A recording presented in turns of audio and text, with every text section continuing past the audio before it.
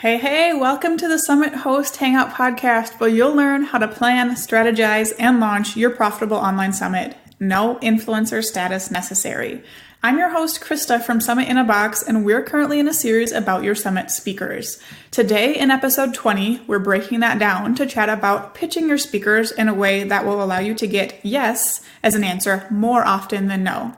So we're going to cover what you should have prepared before pitching that will help your results, why I pitch in 3 rounds and what that looks like, and then what to include in your pitch to get a more positive response. Before we dive in, I want to invite you to join the Summit Host Hangout Facebook group. This is a group of Summit hosts, whether up and coming or past hosts, who have all come together to get support and to support each other in the summit planning journey. It's a great place to ask questions, get support others, and just feel understood, since people who aren't on this track don't really tend to get it. So join the group by going to summithosthangout.com/community. Let's start by diving into how to prepare before pitching your speakers. So once you figure out your summit topic and your goals, you might be all revved up and ready to send pitches right away. But I want you to just hold on there. You will get better results, plus hear yes more often if you cross off a few more tasks before hitting send. So let's cover a few of those things. First, you want to prepare your website. Now, this by no means needs to be perfect, but you'll want to get a working version of your registration page up if you can, so speakers can get an idea of what your summit is all about, especially if you're sending some cold pitches. This also gives the impression that you know what you're doing and will have an organized, professional event. So you'll want to include details about the topic that will also appeal to the niche you're wanting to target. So the more you can have ready on your website, specifically your registration page, the better.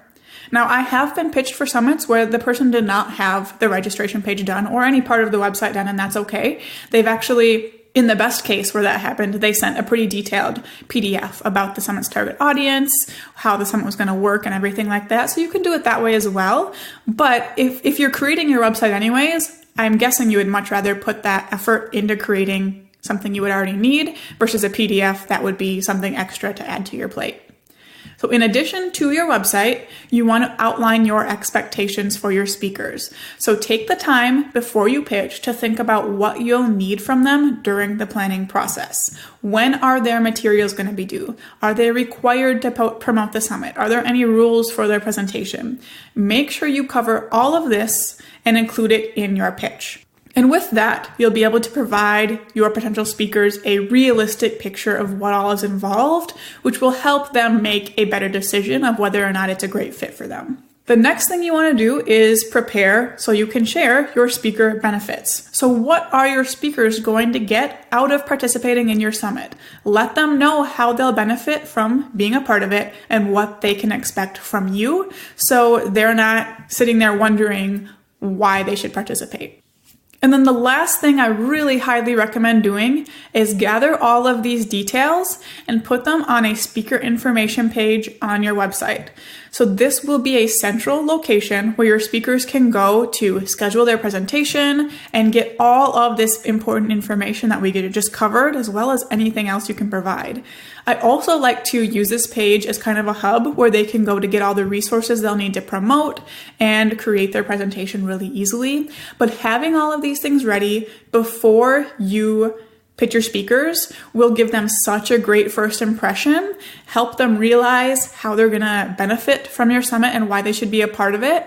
And it's just going to help them see that they are going to be well taken care of, which is something we definitely want when we're pitching somebody, especially with a colder pitch. So now that you know what to have ready before you make those pitches, let's talk about actually pitching. And I like to pitch in 3 rounds, and this is a strategy I want to share with you because it works pretty well for me. Like I said in a previous episode, I like to have double the amount of potential speakers outlined than I actually want for my summit. So if I want 25 speakers for my summit, I'm going to have a list of about 50, maybe a little less than that. But then I break that down into 3 groups or 3 rounds of pitches.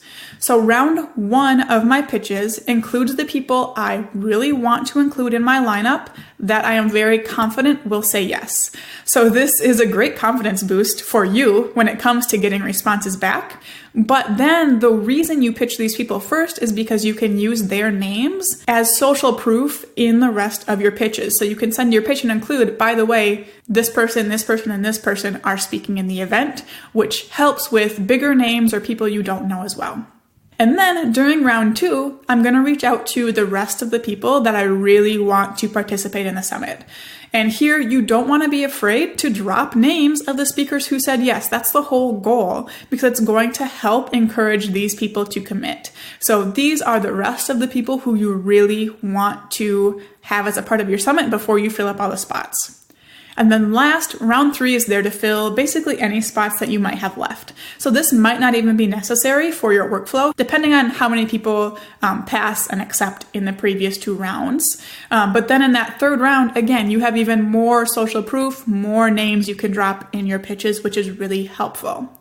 So let's talk about the structure of your pitches as a whole. The way you pitch is really important and will determine whether you get a positive response or get turned down more often. And we've all seen, I'm sure, social media posts where someone's saying, oh my gosh, I wish you could see the terrible pitch I just received. I actually had someone use my pitch template inside of the Summit Host Vault and had one of her influencers that she pitched say it was the best pitch she ever received. So, I mean, that's the kind of reception you want, right? And by the way, you can get that exact pitch template, the exact pitch I send in the Summit Host Vault by going to summitinabox.co/vault. But what to include in your pitches? You want to start with a personal connection. This doesn't have to be anything long and crazy, but personalize the first few sentences specific to them. Now, this definitely helps if you do what we talked about in episode 17 and made time to create a connection, but you'll be able to come up with something no matter what. The next thing you want to include is background about your summit. So what is your summit? Who is it for? What's the goal of it? When is it? Include the really important relevant details that will help them see if they can fit it into their schedule and if it's a good fit for them goal-wise and audience-wise. Of course, you want to include an actual invitation to speak. So formally invite them to speak at your summit. And then you're going to let them know what you will need from them in a very clear bulleted list. Don't just say, I'd love to have you speak. Are you in? Say, I would love to have you speak. Here is what I would need from you. Again, that's going to help them make the best decision. You don't want someone to say yes and then a month in be like, oh, I didn't know you needed that from me. Never mind. I can't do it. You want them to know upfront. So when they say yes, they know exactly what they're committing to.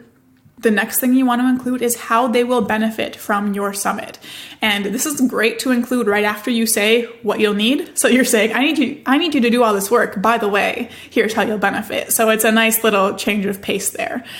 So do, again, a simple bulleted list of exactly how they'll benefit. If they'll get a portion of the email list, if you do affiliate commissions, if they can pitch something free or paid, if you're going to give them a specific payment amount for participating. Add a bulleted list of all the ways they will benefit, and then give them the next steps along with a due date. So that might just look like, if you're in, reply to this email and let me know by X date. It can be nice and simple, and then you can go from there.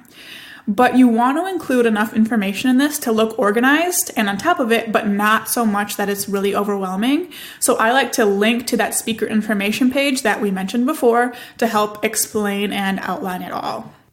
So all in all, the more prepared you can be before pitching your speakers, the better. The more details you have about your event, the better pitch you'll be able to make, and that is just going to pay off so many times over. So your action steps for this episode are to draft your speaker pitch email. Again, you can get my exact template in the Summit Host Vault at summitinabox.co/vault.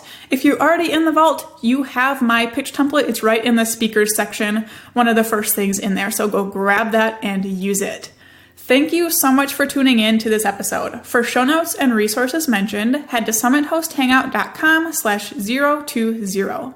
In the next episode, we'll be chatting about having happy and engaged speakers, so be sure to tune in for that.